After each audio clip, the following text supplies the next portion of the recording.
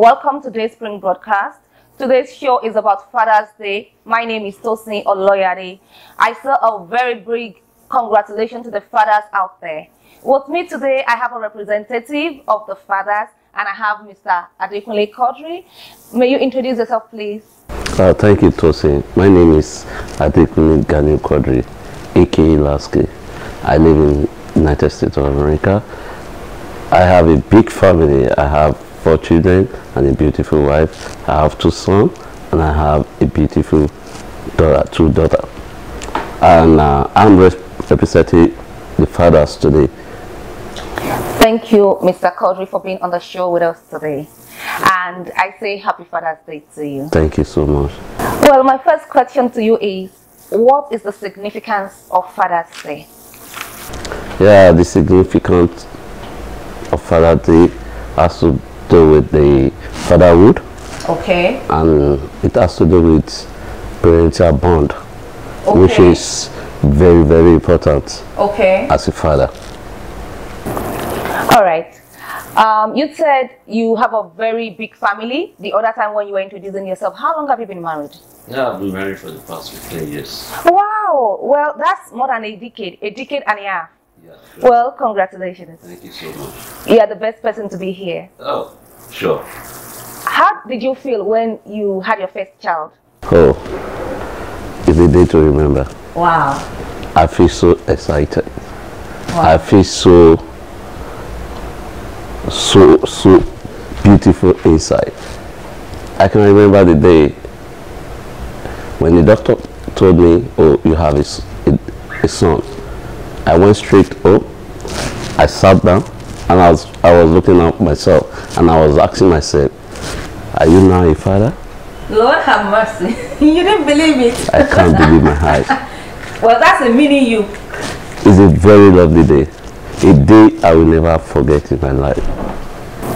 Okay, well, you've been married for the past 15 years and probably you've been a father for maybe how many years? Is it 14, 13 or still 15? Yeah, I've been a father for the past 14 years. Oh, for the past 14 years. Okay, what has been your greatest challenge since you became a father 14 years ago? Your greatest challenge as a father, that's one. And how were you able to adjust being a father from, okay, it used to be you and your wife. So when you became 3, how quickly were you able to adjust to that? So I asked you 2 questions. Don't forget, start with your greatest challenge as a father for the past 14 years. Yeah, my greatest challenge for the past 14 years is nothing to write home about. It has been a wonderful life, and I can say I cannot do it all alone with the great support from my wife. You know, to be a father, sometimes people say it's not easy, but I look at myself with the kind of wife I have, very, very easy. The challenge I have is to comprehend myself with my wife, and the son I had, you understand, it's a great challenge for me, you know, coming in between. You know, you just have to share your love in between the two, and you can't compare the two. You look at, oh, am I going to give my wife the 50% or am I going to give my wife 50%? Wow. So it was so complicated. So with that, I was like, oh, that means I have to love too. And you know, sharing love is more difficult. Very, very difficult, because you have to make sure that they don't feel one is less loved than the other. Yeah, you get it right. Okay. I can't share my my love, the love I have with my wife, with my son. I can't share the love I have with my son, with my wife. So it has to be 50-50. But remember, my wife comes first, and I gave her the 100%. Okay. And which is, you know, she's enjoying it. Okay. While the son came in, you know, the love is being shared. I understand. But how are you able to balance your work life with your family life, especially in a country like this? Oh, well, very, very difficult. Wow. You know, my family moving first. Okay. Yeah, I came to join them. Oh, you mean your wife and your children got here first? Okay. Like a year, 6 months. Okay. So I came to join them. After a year and 6 months. After a year and 6 months. Okay. Back home. It was so difficult for me because, you know, the parental the bond, the feeling, you understand, with my wife, my children, and I lost everything within the year and 6 months. It was so difficult. I have to be talking to them every pleasant day. So when I'm going to work, I have to think about them. Oh, okay. It's not unlike when you're with them. Oh, I get it. You get me? When you're with them, definitely you feel, oh, my wife is there to take care of them. You understand? And I'm going back home to see them. You know, sometimes I get home, I look at the house, I look at myself. Am I doing the right thing? You see it as being empty. Empty. And that caused a kind of distraction for you. A lot of distraction. When you hear a noise of a child at home, you know, it makes you a beautiful father. It makes you a beautiful mother. You understand? The noise comes from somewhere, and you like, look, oh, that's my son shouting. Oh, the noise comes from another side. Oh, that's my daughter shouting. You know, it makes it more beautiful. Where a lot of people look at you, oh, don't disturb me, but there is always a joy in it. So, what you are trying to make us understand is when it comes to you balancing your work life with your family life, all that puts you in control is the presence of your wife and children around you every time. Okay, but to me, I was expecting that you would talk about how well you are able to manage your time, how convenient it is for you to give your family, I mean your wife and children, to give them attention while your job or probably your boss needs your attention. Haven't you gone through a situation where you would have promised your kids and your wife an outing, and unfortunately you need to attend to an unprepared emergency at work? Things like that don't happen to you, or you have never experienced that for once? Yeah, I work at night. Good. I work third shift. And while I work third shift, it's just for me to balance all the time I work for my family. Most of the time, I work at night and I do work weekends. So you don't work on Saturdays and Sundays? I don't work on Saturdays and Sundays. Okay. So I have the time from 9 o'clock till 9 o'clock in the night. Oh, to be with your family members. Then weekends, I don't work at all. So it means that you leave home in the night at 9 o'clock, and you get back in the morning the same time. Sure. So probably when your children are in school, you would sleep. By the time they return, they meet you awake. Yeah, I pick them up. Oh, you go to school to pick them? Wow, you're such a great father. Yeah, sure. That's a good one. And you're also able to give your wife the attention that she needs. So your wife, she is always around when you are around? Yeah, when I come back 9 o'clock, 9 a.m. in the morning, yes, she's always at home. Oh, she's always at home. Between the 9 a.m. and 3 p.m. that she goes to work, we have the time to like. Oh, so she goes in the afternoon, which means she is always with the children in the morning. Oh, that's a good family. In fact, that's an idea for people out there. You plan your shifts such that the children will not miss out on anything. Sure. There is a gap that your wife will fill, and there is a gap that you also are able to fill, because by the time she goes to work in the afternoon, you are there to go and pick them, and you and your wife, when your children are in school, you have had a private time together. Sure. Oh, okay. So when do you bring the children together with you people? When do you bring them? Yeah, weekends. I don't work weekends. Oh, good. And most of the time my wife always have off. I think Tuesday and Wednesday.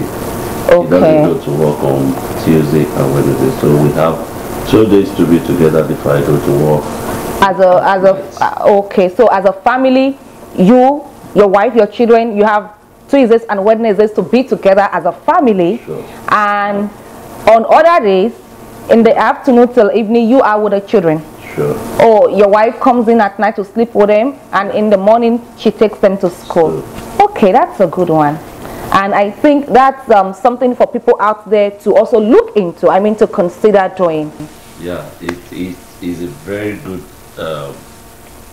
decision between me and my wife, because I agree. Try to make sure she stay with the children in the morning. Try to make sure they are okay when they are going to school. How close are you to your children? Yeah, I'm very close with them to an extent. Okay. When I come back, you know, I have to have my sleep. On weekend, especially Saturdays, we are all together. Then Sundays, we all go to church together. And most of the time, when we are coming back from church, we go to any eatery around to stay with together and, you know, to talk as a family. That's good. And my other question is, are men really strong as the society perceives them? Because there is a general saying that women are weak vessels, which means men are strong vessels. Don't they break down? Don't men go through stress? Don't they have emotion? Do men weep? Thank you, Tosi. In general, I don't have to talk, but personally, I have to talk. Men have their own differences. Okay. Men break down sometimes. Okay. Men cry sometimes. Wow. I remember they said the rich also cry. Yeah. You understand? Yeah. So to tell you, we are also human, and this blood flow in between our veins. We have our own shortcomings. They may look at us as a very strong vessel. They may look at us as a very strong human being, but there is always a serious challenges to be a man. Why I ask that is, I have observed that when things happen in the society, as long as it happens between a man and a woman, most times people don't even care to hear the side of the man. They just shift the blame on the man. So it makes me feel, oh, men are the perfect human beings. So when there is a kind of rift, when there is a kind of mistake, then we should just give them all the blows. So you are telling me now that men can make mistakes and men are vulnerable too. Like a word I always hear when I was very small: nobody is above mistake. And once you are a human, you are born to make a mistake. Let me point this out to you. They will look at us as a figure in the society. They will look at us as the most strongest human being on earth. But man, it is not easy to be a man. Every man will definitely have their way of saying it is not easy. Yeah, we have a lot of men that can stand on their feet and look at them. Oh, I have been a man. What makes you a man? Remember, I asked you a question. What makes you a man? There are a lot of things behind being a man. And when you look into that, they come with their own challenges. They come with their own challenges. And let me tell you something. You never compare men with women. First of all, like what you said, they are the figure of the society. So whatever they do, they look at them and, oh, it's because he's a man. It's a man. Yeah. Okay, and the whole blow goes to the man. Yeah. That's okay. But what is interesting about fatherhood, about being a father? Is there anything interesting? Is it boring? Is it interesting? Very, very interesting. So what is interesting about it? The first interesting thing I will have to tell you to go into fatherhood is number one. Going to school to pick your children. Oh, that's interesting. That's a joy. That's number one. Number two, shouting at them when they are home. That's where all the fun comes from. Yes. Oh my God. Because when they are not there, you remember. And number 3, let me just tell you the truth. When my small daughter call me, Daddy, I'm always happy inside. Wow. So that is quite interesting anyway. And we are, of course, about to come to the end of the show. But I don't want you to leave without advising men. I mean fathers. What advice do you have for fathers? Father. Yeah. This is the time for us to talk. Oh, talk? Yeah. I need to advise them. Oh, okay. I understand what you mean. Yeah. Fathers, always be strong. Don't ever joke with your family. It is very, very essential. Don't share your love in between your wife and your children.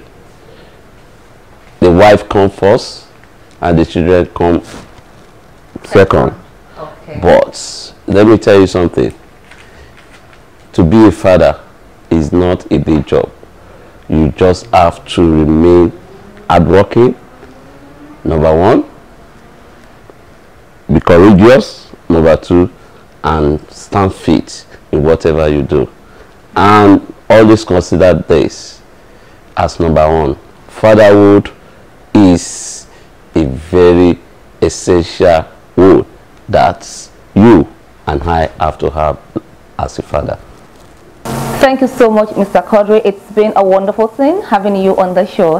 And you're welcome. And I just want to echo what he said to fathers.